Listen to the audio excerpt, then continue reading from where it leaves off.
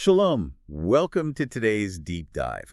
We got a really interesting stack of readings today exploring what is a classic, totally counterintuitive paradox for you. Yeah, it's a really fascinating one. Right. So we're looking at the Christian concept of taking on a yoke and how these sources argue that surrendering control is actually, well, it's the ultimate shortcut to true freedom. Which sounds completely Uh, backward. Exactly.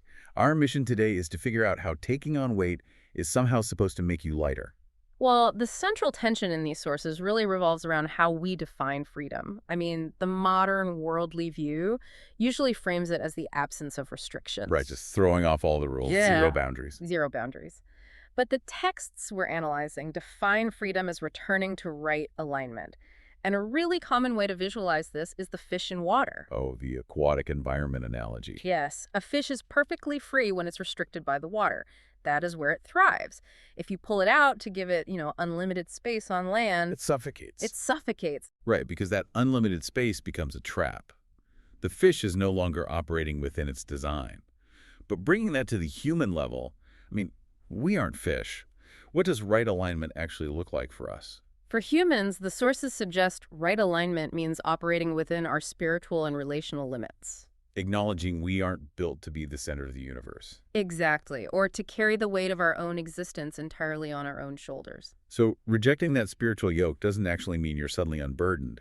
You just end up suffocating on the shore, taking on these exhausting false yokes instead. Yes. The readings point specifically to the pressures of people-pleasing, guilt, or that relentless psychological burden of having to constantly prove your own worth. Waking up every day with that mentality of, I must do enough to be loved. That is such a heavy load. It's incredibly draining. But wait, if the problem is that we're carrying too much psychological weight, the solution presented here seems, well, contradictory. Putting on a yoke. Yeah, a yoke. A yoke is literally a heavy wooden beam meant for work animals. How does adding a farm implement translate to less pressure? And that brings us to the historical context of the word yoke. The text specifically looks at the famous agricultural metaphor from the Gospel of Matthew, chapter 11. Take my yoke upon you. Right. In ancient farming cultures, they didn't just strap a yoke to a single animal to maximize its burden. They used a double yoke. So they're distributing the weight? Yes, but not equally.